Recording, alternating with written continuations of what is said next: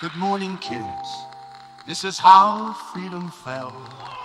Our world ended, and things never got better. Tyrants took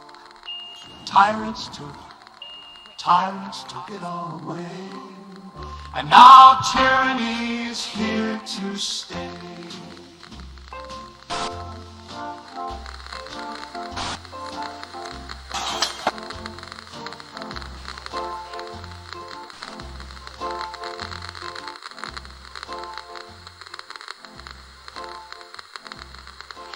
America, once known as the shining city on the hill, the epitome of opportunity and exceptionalism and the envy of nations around the world.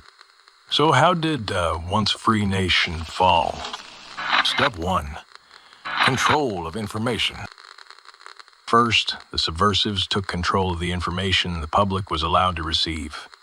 They did so by installing members of their cabal into key positions of the distribution of information.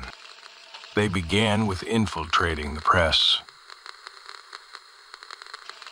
Soon after they gained control of key positions in popular television programs, they used their members in big tech to censor and suppress dissenting opinions.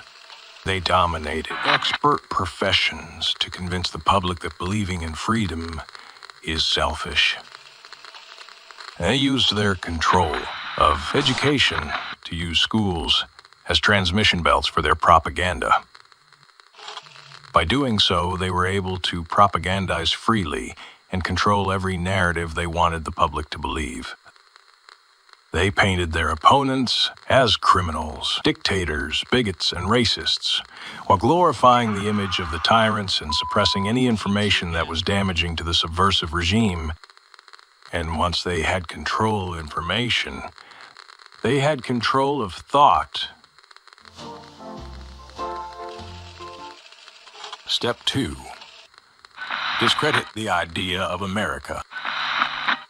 With information under their thumb, the subversives next took control of the culture by tapping into the inherent passions of young people and their natural desire to be a part of changing the world. The subversives used their domination of information to discredit the very idea of America. America was never great! America was never great! They promoted socialist movements to centralize control of American culture. They turned the youth against their parents and popularized the idea of entitlements. They used their agents to focus on racial grievances to keep the population divided. They elevated people to positions of authority whose only qualifications were being abnormal. They used powerful cultural figures to normalize the degradation and abuse of women and children. Do you do ketamine on the couch? And finally, they continued the discrediting of American culture by degrading all forms of artistic expression and pushed a further breakdown of cultural standards of morality. Once they had control over your information and culture, they had control over your emotion. Step 3.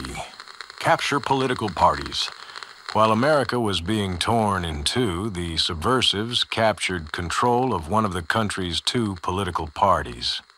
To do this, they began using lawfare to silence their opposition and manipulated the legal systems to their advantage. They pushed the illusion that total disarmament would demonstrate moral strength. They intimidated the population into submission by normalizing raids and arrests by 3-letter agencies. They used their mouthpieces to obfuscate the public's perception of their leaders and branded any acknowledgement of its failures as hate. They used these same mouthpieces to protect members of the party at all costs and discredit any criticism. All of this so they could remove leaders of the opposition party by any means necessary. We have breaking news here. President.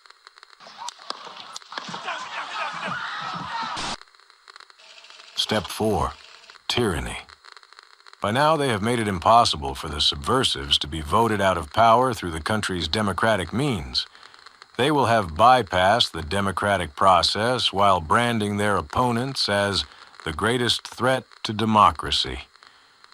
Dear friends, if you're at this fourth and final step, the tyrants' only remaining goal is to install their leaders whose loyalty to the party is their only qualification. And there you have it, folks. The 4 steps tyrants use to take over free societies. Heed the time-tested warning. You can vote your way into tyranny, but you can't vote your way out. So, think for yourself. Reject propaganda. And most importantly, be brave. Don't be silent as your way of life is slowly taken from you.